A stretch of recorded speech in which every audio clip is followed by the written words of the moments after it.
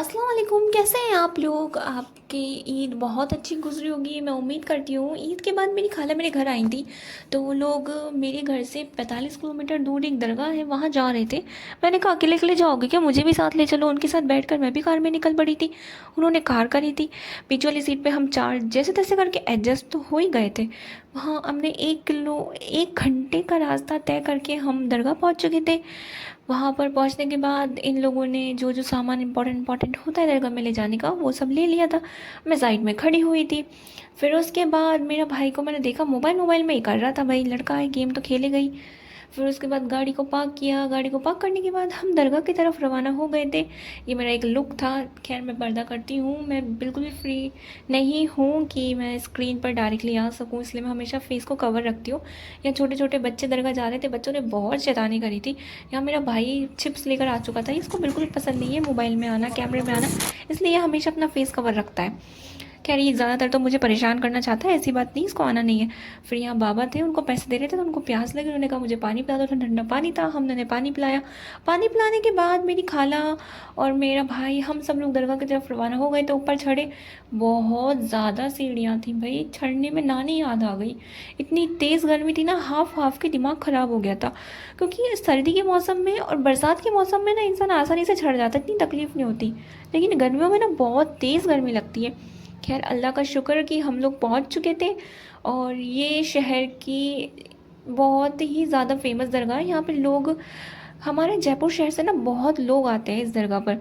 मतलब किसी की मन्नत मांगते हैं ना, तो इन सीढ़ियों के ऊपर लोग एक एक लड्डू रखते हुए आते हैं। जो भी आप रखना चाहते हो वो रखते हुए आते हैं। लड्डू, जो भी आपको मिठाई रखनी है, ज़्यादातर तो लोग लड्डू ही रखते हैं। लोग पाता बनाते हैं, वो चढ़ाने के लिए आते हैं यहाँ पे, अपनी मन्नत को पूरी करने के लिए। फिर हम दरगाह में पहुंच चुके थे, चप्पल हमने पार्क कर दी थी, भाई दरगाह है, चप्पल का तो ध्यान रखना ही पड़ता है।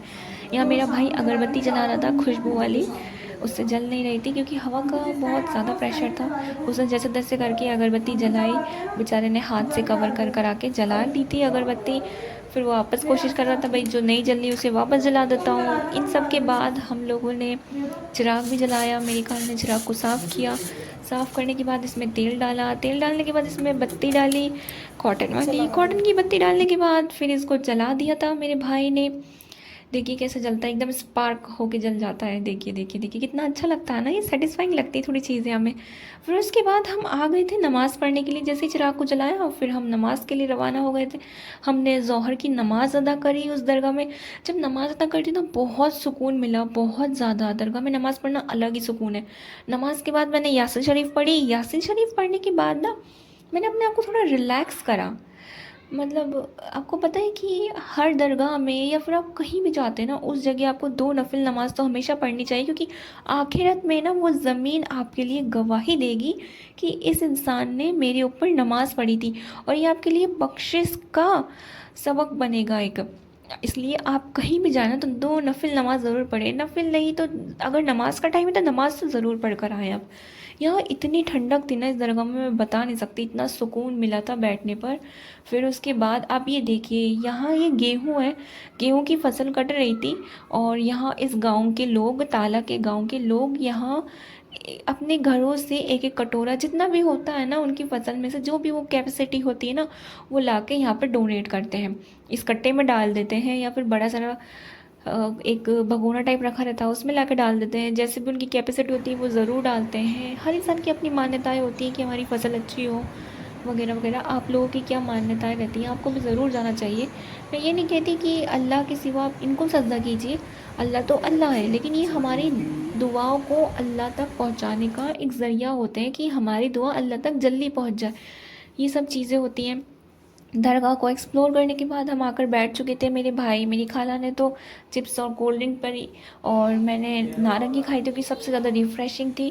फिर उसके बाद दरगाह के अंदर ना गोट करने के लिए कुछ लोग आए हुए थे। उन लोग वो गोट के लिए लकड़ियाँ लेके जा रहे थे। एक रिक्वेस्ट होती है आप लोगों से, प्लीज़ जब भी आप दरगाह जाए ना तो साफ़ सफाई करके आया कीजिए। आप गोट करने के बाद गंदगी वहाँ छोड़ कर आ जाते हैं, आपके बाद वाले लोगों को तकलीफ़ होती है। आपकी गंदगी कोई दूसरा क्यों साफ़ करेगा, आपकी गंदगी आपको ही साफ़ करनी चाहिए ना। ये बहुत गलत बात होती है। कि मस्जिद में ज़ोहर की अजान हो गई थी और लोगों ने नमाज़ अदा करी, फिर हम नीचे आ गए थे। नीचे आने के बाद ना, नीचे जो बाबा जी ने हमें पानी पिलाया था ना आते वक्त, उनके ऊपर ना बच्चे बहुत पत्थर मार रहे थे, उन्हें बहुत परेशान कर रहे थे। भाई बच्चे बहुत ज़्यादा शैतान थे। बच्चों से रौनक तो होती है, लेकिन ये शैतान हद से ज़्यादा थे। बाबा बहुत ज़्यादा परेशान हो गए थे और सीढ़ियों में ऊपर चढ़कर आ रहे थे और बच्चों से बोल रहे थे कि मेरे ऊपर पत्थर मत फेंको। देखो छोटे छोटे बच्चे कैसे उन्हें छुप छुप के मार रहे थे, पत्थरों से मार रहे थे। वो उन्हें बैठने ही नहीं दे रहे थे बच्चे। ये बहुत गलत बात होती है। मुझे आप सब पेरेंट्स से ये कहना है कि आप कभी भी कहीं भी अपने बच्चों को लेकर जाना तो उन्हें ये ज़रूर सिखाएं कि मज़लूम पर, यतीम पर, पागल पर, किसी बुज़ुर्ग पर ऐसे ना परेशान नहीं करते, उन पे हमला नहीं करते, उनकी मदद की जाती है। हमारे नबी को भी अच्छा लगता है आप उनके ऊपर रहम करते हैं और उनकी मदद करते हैं, तो ये अल्लाह की तरफ से आपके लिए भी मदद आती है। इन बच्चों को मैंने मना किया, डांटा, तो बच्चे बोलते नहीं नहीं मैं नहीं ये कर रहा था, ये नहीं मैं कर रहा था, वगैरह वगैरह वगैरह। डांट डूट के मैं आ गई थी। फिर मेरी खाला और मेरे भाइयों ने, हम सब ने ना पताशी खाई। पताशी डिसेंट थी कि आप ट्राई कर सकते हो। यहाँ दो पताशी के ठेले खड़े हुए थे, मेरे भाई ने दूसरे पताशी के ठेले पर खाया, हमने दूसरे पर।